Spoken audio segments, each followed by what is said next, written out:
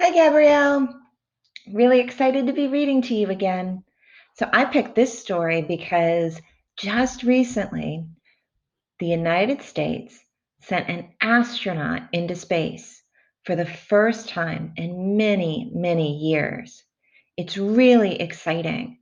So, the astronaut went to the International Space Station, and it's like I said, the first trip in a very long time.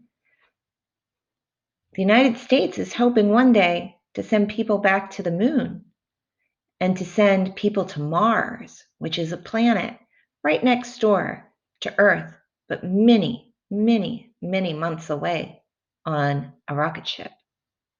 So today we're going to read a story about Bernard Harris.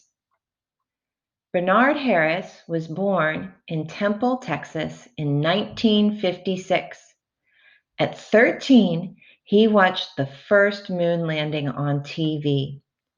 Harris decided then to become an astronaut. He didn't know that he would be the first African American in space. When Bernard was young, his family lived on a Native American reservation in Arizona. At night, Bernard could clearly see the stars in the sky.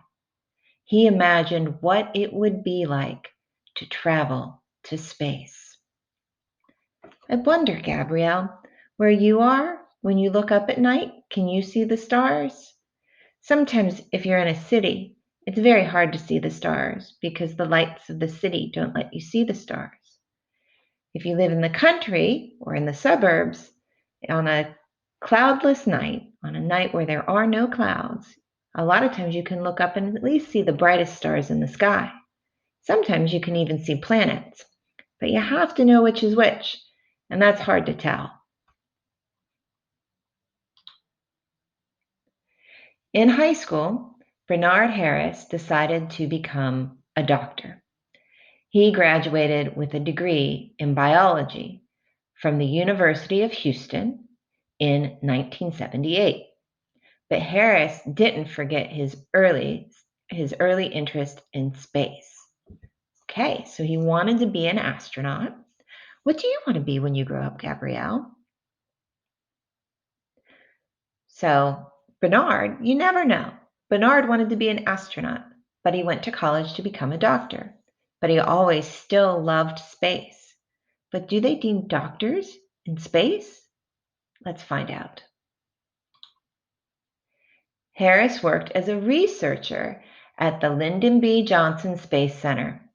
In 1990, he joined the astronaut training program. Harris studied how people felt during long space flights. So Bernard took what he knew about medicine and about being a doctor, and he studied how that affected people's bodies when they went into space. And then they said, well, Bernard, you know so much about space. You know so much about how our bodies react when we're in space. Why don't you go into space yourself? That's great. Harris became an astronaut in 1991. His first space flight was that year.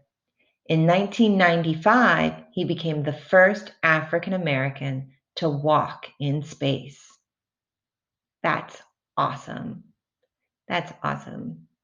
So if he was born in 1956 and then he became an astronaut in 1991, he was almost 40 years old by the time he got to go to space. That's a long time to hold on to your dreams, but it worked for Bernard. In 1996, Harris left the space program. He started an organization that teaches children about space. Harris believes that nothing is impossible if you follow your dreams.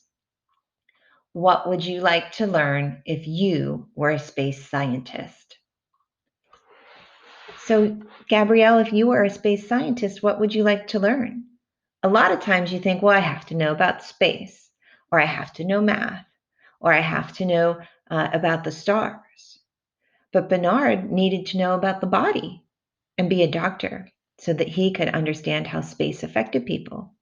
So there's lots of different things you can know and still go into space, if that's what you want. But what are your dreams, Gabrielle? What do you want to be? I'll talk to you later. Bye-bye.